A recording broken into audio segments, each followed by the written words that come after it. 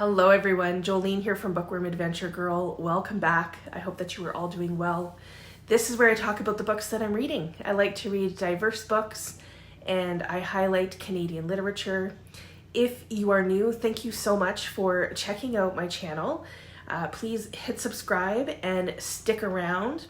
I have a big stack of books today and I'm going to be talking about the books that I finished in June.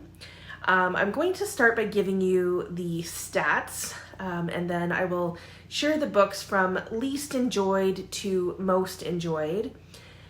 The stats this month are a little bit skewed because I think that a couple of the books I actually finished in May, but this will be close enough. At least I hope so. So these stats are according to Storygraph. I love how Storygraph does their stats. My top reading moods for June were emotional, followed by reflective, informative, hopeful, then funny, sad, mysterious, lighthearted, inspiring, dark, and challenging. Now for pace, it's 100% medium, which is interesting and I would not have guessed that.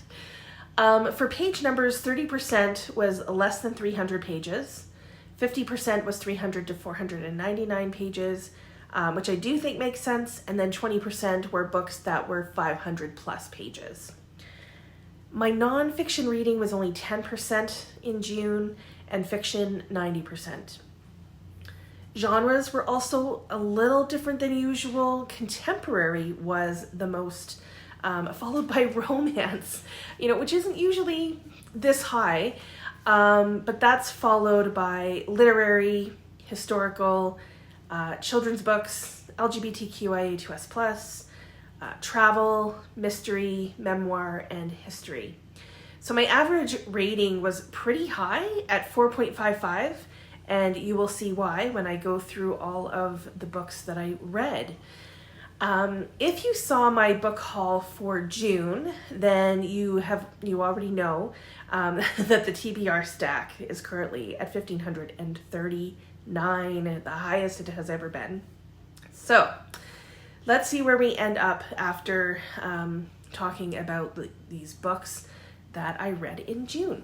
So we're going to start with my lowest rated book at 2.5 stars. It is This Summer Will Be Different by Carley Fortune.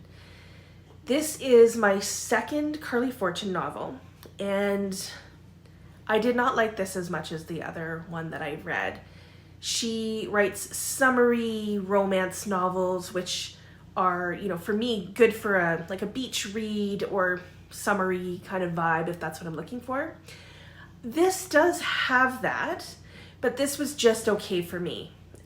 This is about Felix and Lucy, and it takes place over several summers on Prince Edward Island. I love that it was on PEI. And basically, Lucy keeps hooking up with her best friend's brother, Felix, every summer. And they keep it a secret. Now, I get relationships can be complicated, but I didn't feel like this needed to be. Or at least it didn't need to be for as long as it was. So to me, there really wasn't much of a conflict, and I felt that this was really immature. I didn't think there was much depth to the relationship or the story. I will leave it at that. Okay, the next book I gave a 3.25 star rating, and it's Companion Piece by Ali Smith. This is in some ways a play on words, as the book itself is a companion to Ali Smith's seasonal quartet, which I really, really enjoyed. Autumn has especially, stayed with me. I still remember the characters. And Companion Piece is also about companionship, especially in a time when many of us were feeling a disconnect as it's set during the pandemic. And then the playfulness with words and language and the lovely writing. I really learned to appreciate from Allie Smith from the rest of the quartet was her writing. And it was nice to see it continued here. But even now, like, not much has really stayed with me about this story or the main character, Sandy. So it was okay. It was fine. I liked it. Next is a book that I was hoping to love. The River We Remember by William Kent Krueger. I gave this a 3.5, so it's not bad. And again, maybe it's not fair because I'm comparing all of these books to the author's other books. So I don't know that that's fair, but I can't help it.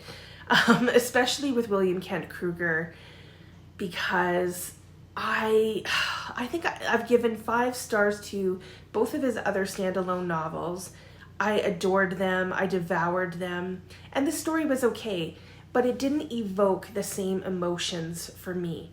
So this had the same small town vibe and setting that his other novels have had, which I really like. This takes place in Jewell, Minnesota in 1958. And William Kent Krueger is known mostly for his Cork O'Connor murder mystery series. I forget how many books are in that. I've never read those. And his standalone novels have all had a mystery to them as well. But this one felt, I think, more like your typical murder mystery. And I think that that's where, for me, it was different. So the murder in this one was Jimmy Quinn, who was found floating in the Athabasca River.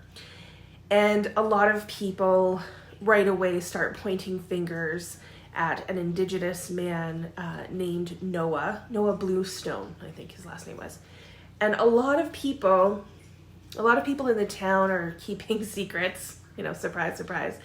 Where with Krueger's other books, I felt like I knew the town and I knew the people, and I think that was lost for me in this book. It didn't have that same feeling.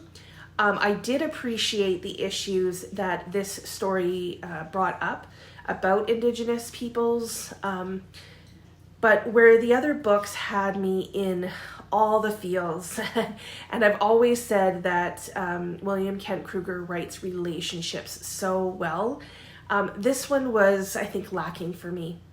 Still worth a read, but I think that it's more along the lines of his series, again, which I haven't read, so maybe I'm making that up. But I have been hesitant to start that series because this is what I imagine them to be like, and I love his standalones. So with these books, that brings the TBR stack to 1,536. Next up are my 4-star reads, and first is the book which I forgot to grab that I read with the Reading Across Canada book club in June, and it's Where the Falcon Flies by Adam Shoalts, and I gave this 4 stars. This was my first book by Adam Shoalts. And here's what I liked about it. I love an adventure story. I especially love a solo adventure story. I enjoyed that I knew many of the places that Adam Shoalts, was talking about and that he was, I guess, exploring, especially around the Niagara area and Toronto and even Montreal. And I was interested to learn about places that I hadn't been to, obviously, like the Arctic. In this adventure, Adam Shoalts decides to follow the migration route of peregrine falcons. So from southern Ontario to the Arctic, and he goes with his canoe. Now, I have never done anything like this, but I understand the desire of planning and exploring like this. And Adam Shoalts is an explorer, like that's his job. He's a professional. So sometimes I was surprised by how unprepared he seemed. There was times where it was shocking.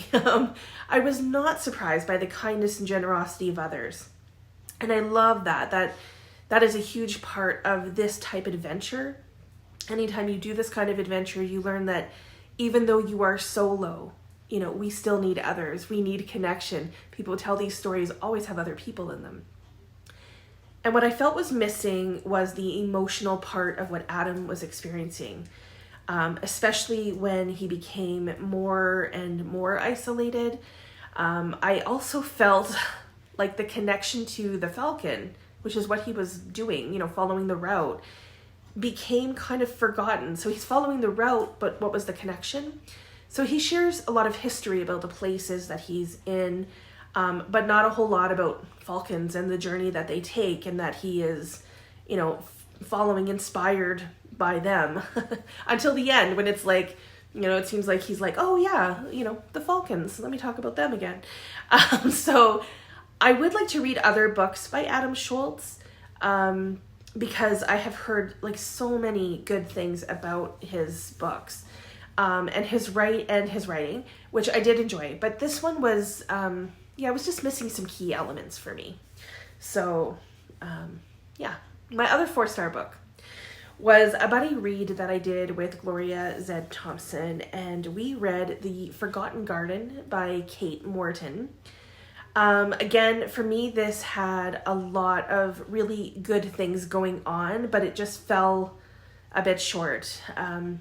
This was my first Kate Morton book, and if I was giving stars for setting and creating a sense of place, this would get all the stars.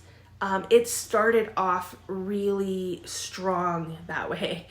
The pacing was slower, but I was okay with that because, especially for a book this size, it's a big book. Sometimes I feel like I am sinking into the story. And I thought that this might be, one of those kinds of reads, which it was at first, but then it wasn't. And so a very quick synopsis is, at the beginning, we meet a little girl and a woman who get on a boat in England, or a ship really, and then when it docks in Australia, the woman is nowhere to be found. The little girl is alone, and she is taken in by the dock master and his wife, and raised as their daughter.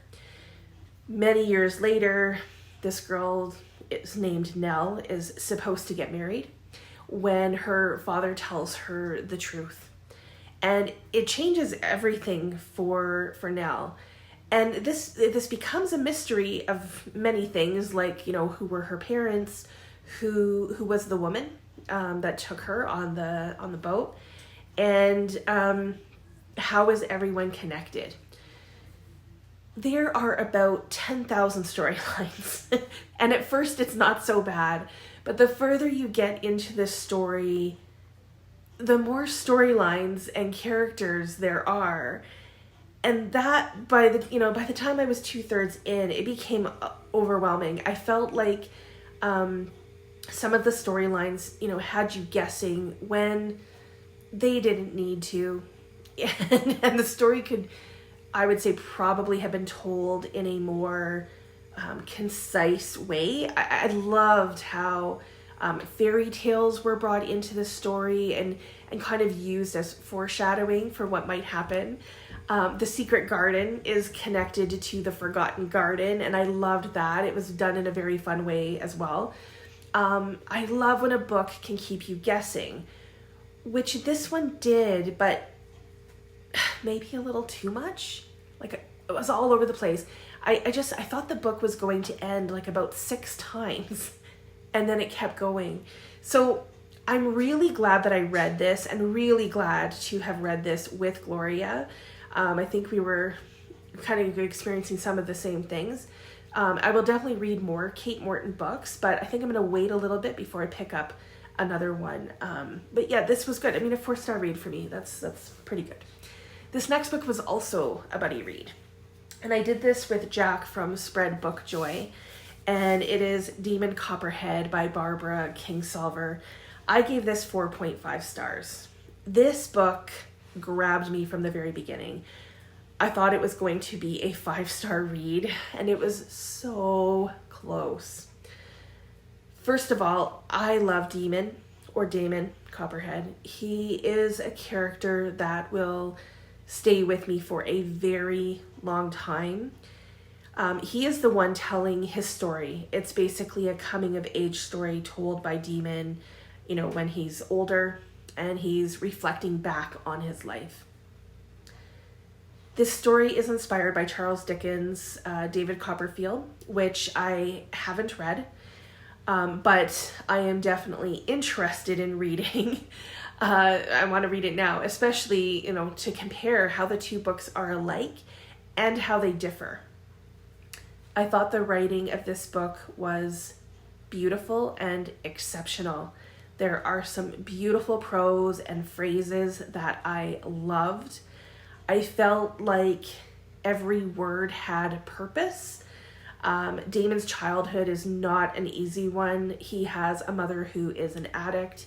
She makes some very unfortunate decisions, which obviously this impacts Damon and the course of his life.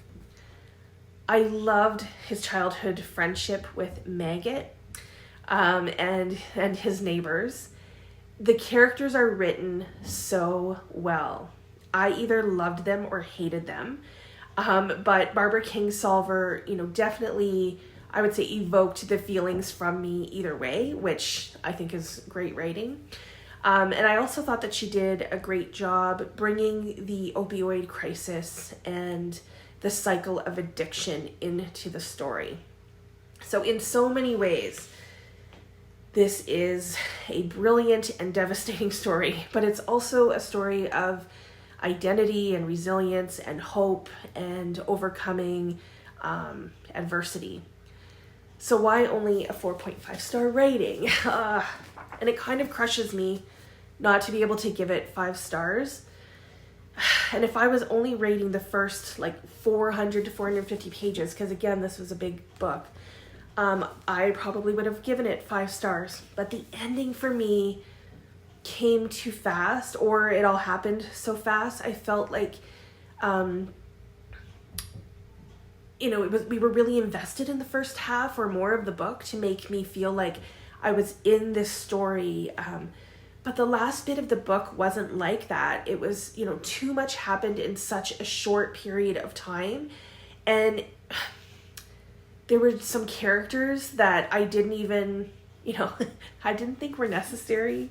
Near the end, there were some choices in plot and characters that I just felt weren't needed. And, Jack, when we were talking about this, made a really good point that Barbara Kingsolver might be mirroring Dickens. And if that's the case, okay.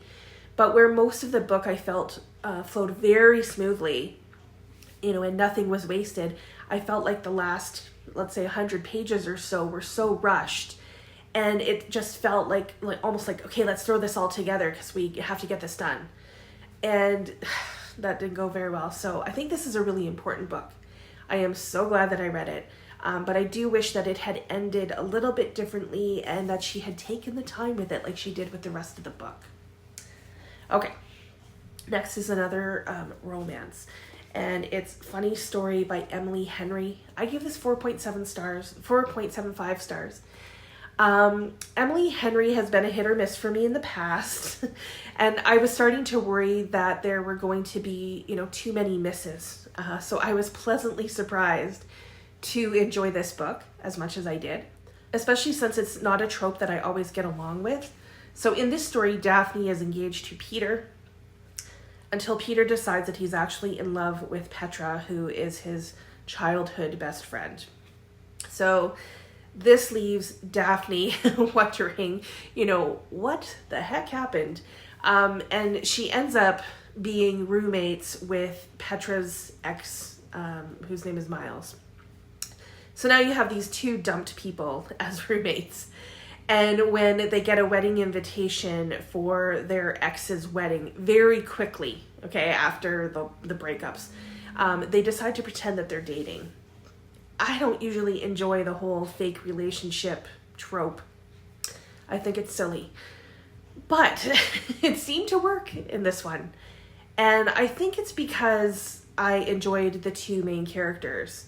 They They felt very realistic, and I found myself kind of rooting for them, I still gave this book, just short of 5 stars. And again, it's because even though it might not be fair, I did compare this to other Emily Henry books. And Book Lovers is still my favorite book of hers.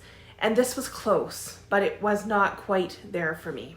So it seems that Emily Henry will remain an author that I keep reading and keep trying when she publishes.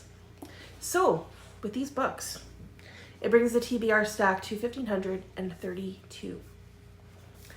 Moving on to the 5-star reads. I was so happy to have so many 5-star reads in 1 month. First up is a book that I've talked about a number of times already, especially in my Joy Reading June vlog. It is I Hope This Finds You Well by Natalie Sue. This is a book about Jolene. Yes, it was strange reading a book with a character with the same name. It was really odd. But it mostly takes place at her workplace. Jolene is not enjoying her job, definitely not enjoying the people that she works with. And when she sends emails, the emails are professional, but she puts her true thoughts and her true feelings about people at the bottom of the emails. So she changes the font of the font color of the text. So she puts it in white so no one knows. Until she gets caught one day because she forgets to change the font color. And she ends up having to take sensitivity training after this faux pas. There are some very funny moments in this book. It won this year's Stephen Leacock Award for humor. But the thing that made me give it 5 stars wasn't just because it was funny and all of those things. It wasn't only funny. It was kind of sad, too. And it looked at what it was like to feel lonely and not included. And both of the funny bits made me laugh so hard. But the more serious topics made me feel very deeply, too. So it got 5 stars. Okay, the next 5-star read was another romance novel. And it is Say You'll Remember Me by Abby Jiminez. So Abby Jimenez's books seem to hit right for me. This story is about Xavier, who is a veterinarian, and Samantha, who does social media marketing for a mustard brand, a mustard company. Again, I enjoyed the 2 main characters. They worked for me. Both of them are flawed, but they seemed believable. And as I think I've said for all of Abby Jimenez's books, the witty banter is excellent. Their first date made me laugh. And there was a lot of reality in their lives that also felt believable. Samantha is having to make some big decisions and big changes, I guess, in her life. Because her family needs her since her mother has early onset dementia. And in order to make this relationship work, if they're going to, it has to be long distance. And of course, that means a lot of sacrifice, especially since Xavier's business is still fairly new. So here they are, across the country. And it's true that some of the fixes to the issues, I will say this, may have come a little too easily. But the way that dementia and caregiving was written, I thought was excellent. And it felt like way more than just a romance book. There was definitely some depth to the story, and I do like that. Next up is one of my favorite authors, of all time. And this is called More or Less Maddie. It's by Lisa Genova. I talked about this in my Joy Reading June vlog as well. So Lisa Genova's writing is excellent. She writes her main characters and stories as though you are part of the family or that you are in their head. And in this book, Maddie is diagnosed with bipolar disorder. in her first year at university. The genius in Lisa Genova's writing is that she pulls you into the story so that you feel, see, hear, and know things as, the character. So what happens to Maddie is so subtle. It can easily be explained away as, the stress of being a student, especially for the first year, that you don't know what's coming and you are blindsided along with Maddie. And then even when you do see it coming, because now you as the reader are, smarter, you can't help. And you feel like Maddie's family who are helpless in how they can help her. I love that Lisa Genova gives various perspectives and shows the fine line of mental health and mental illness in this. So in a very clever way, she shows how Maddie can use her talent as a stand-up comedian. She's actually really good at it, and it helps with her mental health. But it can also be a trigger for her mental illness. And when I talked about this in the Joy Reading vlog that I did in June, I talk about watching a show on Netflix that I just happened to find at the same time. It's called Group Therapy, and it had 8 comedians talking about mental illness. And it was a good connection. So have a look at that vlog. I will link it below, and I talk more about that there. So excellent book. This next book snuck its way to the top and was a very pleasant surprise to have enjoyed this gem so much. And it's An Evening with Birdy O'Day by Greg Kearney. I talked about this in the Joy Reading June vlog as well. But I am very happy to gush about it again here because I think that Roland and Birdy will be 2 characters that live with me for a very long time. This is a coming-of-age story told by Roland, who is looking back on his childhood, and he's now like a 70-ish year old gay man. And his friendship with Birdy as children is so lovely. And Roland's mother, although she has her own stuff, I loved her. She just accepted and loved these 2 boys. Roland and Birdy's relationship begins to, change over time as they get older, and as they explore their sexuality, but just also as they learn who they are and what motivates each of them. So Birdy is the one who wants to leave. It takes place in Winnipeg, I think. He wants to explore the world. He wants to be famous. He wants to be known. And Roland is very happy to stay close to home, and he is willing to hang on to Birdy's coattails. The 2 characters are very well developed, especially since they are so different. And again, there are some heavier topics in this story. It's sad. It pulls at the heartstrings. Had this book not been on the Stephen Leacock long list and then shortlisted, I may never have even heard of it, let alone read it. So I really hope that it finds a readership and that the author will write more. I think that he does have a backlist of books that I will check out because I do think that he's an author to keep an eye on. And I will definitely, read more by him, but this was a real gem of a book. Okay, my final 5-star book is The Animal People Choose a Leader by Richard Wagamese, which is a story taken from Richard Wagamese's book, One Drum was the last book that he was writing when he passed away. They took that story that's in that and they edited it for children. Bridget George does the illustrations. They are gorgeous.